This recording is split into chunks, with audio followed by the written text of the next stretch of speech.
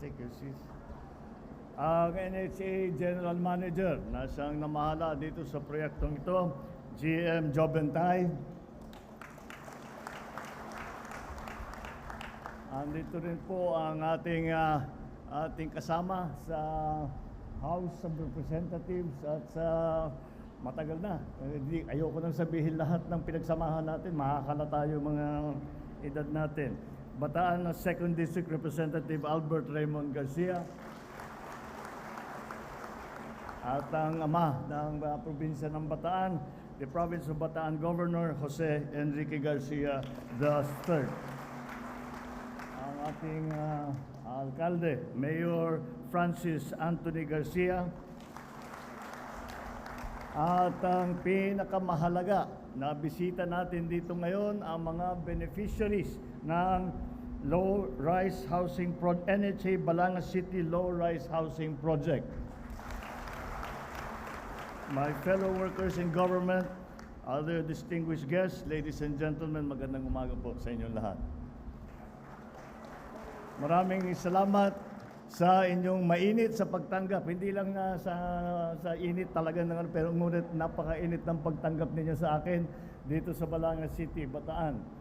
Nagagalak ako na personal na masaksihan ang pamamahagi ng 216 na pabahay sa ating mga benepisyaryo.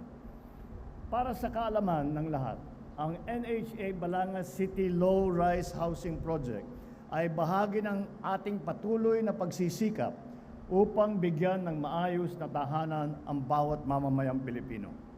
Ang mga low-rise buildings na ito ay tinayo gamit ang mga makabagong teknolohiya. Kaya naman, ang bawat pamilyang maninirahan dito ay makakatiyak sa tibay at katatagan nito. At pinag-uusapan natin yung low-rise ay yung susunod natin na gagawin. Ito, 3 stories ito. Ang susunod gagawin 5 na. So, mid-rise na yon ang tawag dyan para makarami tayo. Isa sa mga pangunahing pangangailangan ng bawat pamilya ang magkaroon ng sariling tahanan.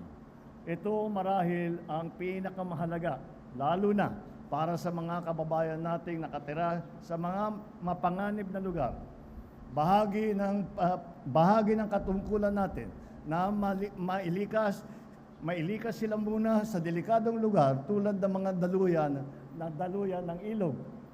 Nagsikap po ang gobyerno na mabigyan sila ng maayos at ligtas na tahanan na matatawag nilang sarili. Ang mga benepisyaryo natin ngayon dito sa Balanga ay inilikas natin mula sa kahabaan ng ilog ng Talisay. Sa loob ng maraming taon, umarap kayo sa peligrong dala ng pagtira sa tabi ng ilog. Kaya narito tayo upang bigyan ng lunas ang kanilang suliranin. Kayo ngayon ay maninirahan sa sariling bahay na ligtas, de kalidad at komportable. Ngayon pa lamang po ay binabati ko na ang ating mga benepisyaryo ng congratulations sa pagsisimula ng panibagong yugto ng inyong buhay. Ito pong pabahay ay handog ng pamahalaan para sa inyong pamilya. Mahalin at ingatan natin ito mabuti upang magsilbi itong pundasyon ng inyong mga pangarap at magagandang kinabukasan.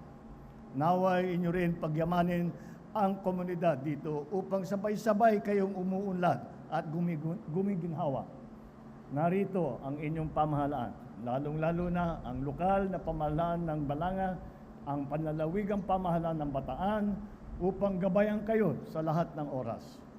Makakaasa rin po kayo na lahat ng sambayan ng Pilipina sa ilalim ng pambansang pabahay para sa Filipino Housing Program o yung tinatawag naming 4PH program, patuloy ang pagpupursige ng pamahalaan upang mabigyan ng maayos na tahanan ang ating mga kababayan.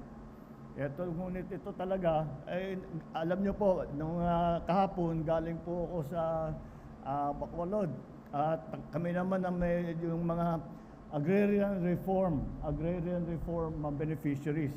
At nabanggit ko ron, sinabi ko sa lahat ng katungkulan ko bilang Pangulo, sabi ko yan na yata ang isa sa paborito kong katungkulan dahil At sa tagal na nag-antay ng ating mga agrarian reform beneficiaries, sa wakas ay nag-antay sila 30 taon. Sa wakas ay nabigyan na sila ng titulo. Ngayon, idadagdag ko na rin na isa sa pinakapaborito kong katungkulan ay dumating dito sa ganitong klaseng mga proyekto upang masasabi natin na ang pamahalaan ay talagang nagbibigay ng serbisyo sa taong bayan sa pamamagitan ng ganitong klaseng mga pabahay, hindi lamang dito sa Bataan, kung hindi sa buong Pilipinas. Sa pangunguna ni DSUD Secretary Jerry Acusar at ang GM ng NHA, Joe Bentay, tiyak naman ako na makakamit natin ang mga layunin natin. Marami pa tayong ipapatayong bahay, kaya inaasahan ko ang inyong patuloy na suporta at pagsusumikap. Muli, binabati ko ang ating mga benepisyaryo at hangad ko ang ikauunlad ng inyong pamumuhay. Sama-sama tayong tumungo sa isang maliwanag at masaganang bagong Pilipinas. Maraming salamat po at mabuhay po kayong lahat.